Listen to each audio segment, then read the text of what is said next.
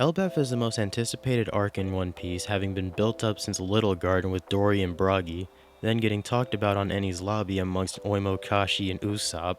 Then we met Hyrudean on Dressrosa, who is an Elbaf giant and is part of the Grand Fleet alongside his crew of giants. Then we have Big Mom's backstory taking place on Elbaf.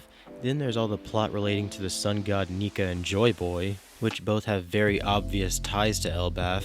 And now on Egghead, everything is set for Elbaf to be the next arc, and all of that is to say, this arc has a lot to deliver on and decades of expectations to live up to. And I want to talk about what I believe this arc needs to do in order to land properly. The item at the top of my list is that Elbaf needs to focus on Usopp. My biggest complaints about Wano and Egghead are their lack of focus on Zoro and Frankie respectively. Arcs where the theme of the island can be related to a Straw Hat have been happening for a while now. Whole Cake Island for Sanji, Wano for Zoro, and Egghead for Frankie.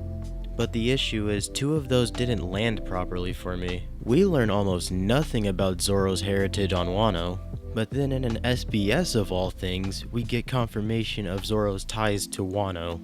And I hate that because we spent way too much time on Wano for no significant fleshing out of Zoro's character to have happened. We got Conqueror's Haki from him, we got Enma out of it, and we got one of the best fights in the anime out of it, but in terms of fleshing out Zoro's past like a lot of us wanted out of Wano, we didn't get any of that. And Egghead, an island perfectly designed for Frankie to have gotten some development, didn't do anything. No upgrades, no hockey, we don't even get to see him interact with Vegapunk like that. And that's so disappointing, because this is an arc that seems like it would be perfect for Frankie to get some type of development out of it. And I don't want that same mistake to be replicated with Usopp on Elbaf. By the end of Elbaf, I want to see Usopp in a completely different light. He's already awakened observation hockey, so hopefully by the end of the arc he'll be able to properly use it, and there has been foreshadowing for Usopp to possibly have Conqueror's hockey.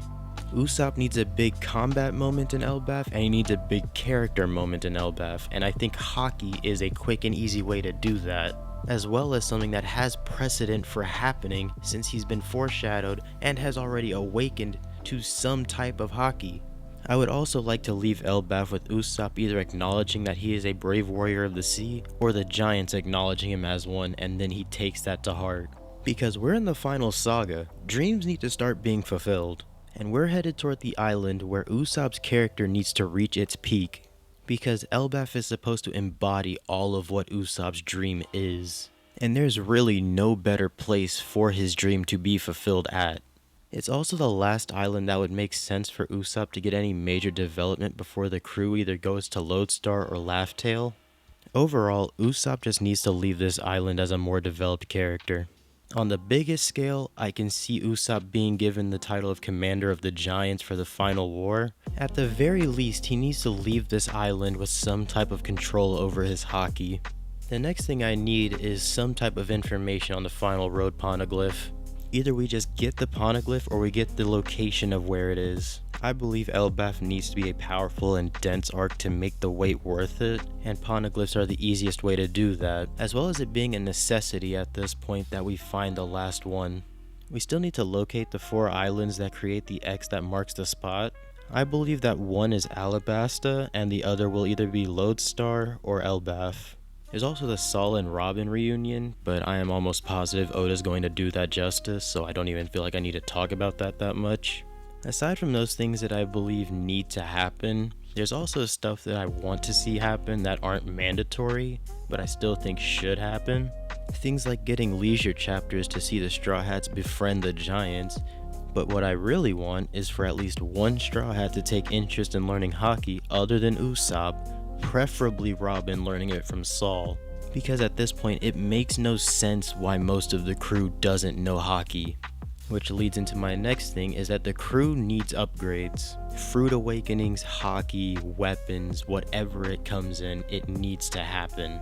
It's not even crazy to think that most of the crew already uses some type of passive hockey or uses some type of awakening for their fruit, and that they just need to learn to properly channel it.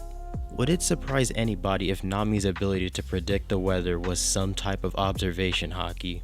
Or if Chopper's monster point was some sort of artificial forced awakening? I didn't think so, but I want to see them fully control these abilities on their own. My next thing, I need the whole island hitting the sun god dance. That Doondoot Dada needs to start an island-wide party. If that happens, I will be smiling my head off. The final thing I'll talk about is some type of elaboration on Charlotte Linlin's backstory. The reason this is in the not mandatory section is that we know most of what happened and Big Mom's time and importance in the series is over, but seeing how her actions affected the people of the island would be very interesting for me, especially since the same person became one of the biggest names in the world. But all of this is just what I want.